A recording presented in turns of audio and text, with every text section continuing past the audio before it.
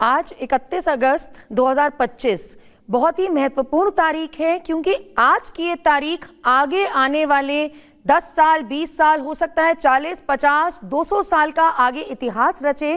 क्योंकि आज का ये दिन है जहाँ पे एससीओ में आके एक बहुत 3 जो रिक्स आज के आने वाले समय के जो वर्ल्ड पावर होने वाली है, पुतिन जी की लैंडिंग हुई है चाइना के ज़मीन पर और उन्होंने वहाँ से एक बहुत बड़ा बयान दिया है कि न्यू वर्ल्ड ऑर्डर कायम होने वाला है, रशिया, इंडिया, चाइना, जिसके बहुत इंपॉर्टेंट पहलू होने वाले हैं।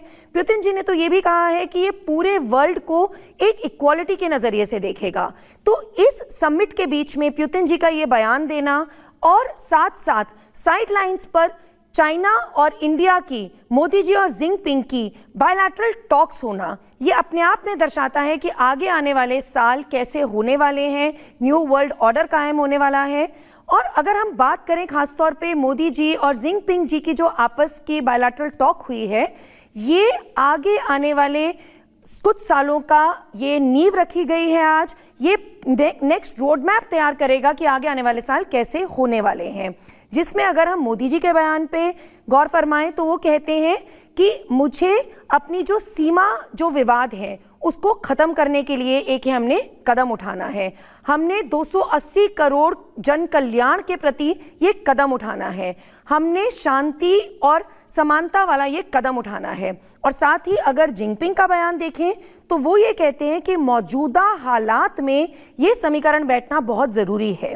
तो दोनों बड़े नेताओं का अगर अपने आप में बयान देखें तो वो सिंबॉलिक है। उसको अगर हम बिटवीन द लाइंस पढ़ने की कोशिश करें तो मोदी जी बात करते हैं, जैसे कि भारत का रहा है, वासुदेव कुटुंबकम का हमारा एक हमेशा से मैसेज रहा है, तो मोदी जी बात करते हैं कि हमें विश्व शांति चाहिए, हमें अपने सीमा संवादों को ख़त्म करके एक आगे दृष्टिकोण अपना देखना है, आगे अपना रास्ता तय करना है। लेकिन जिनपिंग ने बात साफ कर दी है कि मौजूदा हालात में, ये नहीं वो कह रहे हैं कि आज हम दोस्त हो जाएंगे, आज हम अपने सारे पुराने संवाद छोड़ देंगे। वो कह रहे हैं कि मौजूदा हालात में ये समीकरण बैठता है, जिससे मोदी जी के लिए, भारत के लिए एक बहुत बड़ा मैसेज है कि आप अपने गार्ड्स लेट डाउन नहीं कर सकते हो बॉर्डर पे।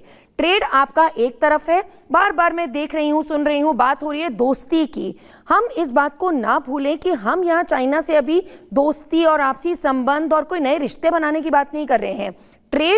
ट्रेड अपनी जगह है, क्वाड अपनी जगह है, सिक्योरिटी अपनी जगह है।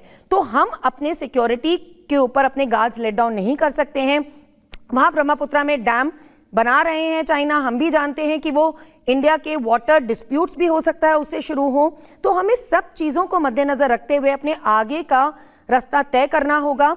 आज बहुत बड़ी बातें हुई हैं। मोदी जी ने बहुत अच्छे से बोला है कि जब ये मानसरोवर की यात्रा खुलेगी, ये अपने आप में स्पिरिचुअलिटी, रिलीजन, सबको लेके एक बहुत ऐतिहासिक कदम है। साथ साथ India China direct flights resume होंगी, तो इससे ट्रेड का जो हमारे छोटे बिजनेसमैन का जो ट्रेड कॉस्ट बहुत बढ़ जाती हैं वो कम होंगी। तो अभी तो ये रोड मैप तैयार होगा, अभी तो इसके बाद अब डिसीजंस होंगे कि और क्या क्या, जैसे जैसे दिन अनफोल्ड होगा हमारे पास और इंपॉर्टेंट डिसीजंस आएंगे कि क्या क्या दोनों के बीच में बारीकी तौर पे क्या क्या बातचीत हुई है। लेकिन मोटे तौर पे जो मैं समझ पा रही हूँ कि अभी हो सकता है रेयर अर्थ मिनरल्स के बारे में बात हो, क्योंकि आज अगर हम नेक्स्ट टुमारोज जनरेशन की बात करें तो वो रेयर अर्थ मिनरल्स के ऊपर ही सारी टेक्नोलॉजी, सब कुछ रेस्ट करता है। और आज की डेट में अगर हम रिजर्व्स देखें तो चाइना के पास सबसे बड़ा रिजर्व है और जिसको वो एक्सट्रैक्ट भी कर पा रहा है, यूज़ भी कर पा रहा है।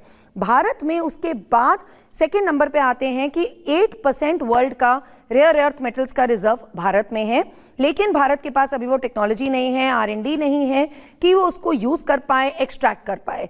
तो हो सकता है जब बारीकी तौर पे हमारे सामने और जो डिसीजंस हुए हैं भारत और चीन के बीच में, उसमें ये भी निकल के आए कि रेयर अर्थ मेटल्स को एक्सट्रैक्ट करने की जो टेक्नोलॉजी है, उसका टेक्नोलॉजी ट्रांसफ़र होने वाला है भारत और चाइना के बीच में। और हो सकता है AI को लेके जो फ्यूचर की जितनी चीज़ें हैं, जो देखिए आज अमेरिका भी चाइना के ऊपर क्या दबाव है कि मुझे रेयर अर्थ मिनरल्स दीजिए, क्योंकि अमेरिका के पास उसका कोई रिजर्व नहीं है। बीच में अगर भारत चाइना के साथ ये नेगोशिएशन कर पाता है, क्योंकि रशिया चाइना का बहुत बेहतरीन संबंध है और रशिया भारत का बहुत बेहतरीन संबंध है, तो इस ट्रायोलॉजी की जो हम बात कर रहे हैं, ये ट्रायोलॉजी नया वर्ल्ड ऑर्डर कायम कर सकती है, जिसमें इंडिया, रशिया, चाइना बहुत महत्वपूर्ण भूमिका निभाएंगे।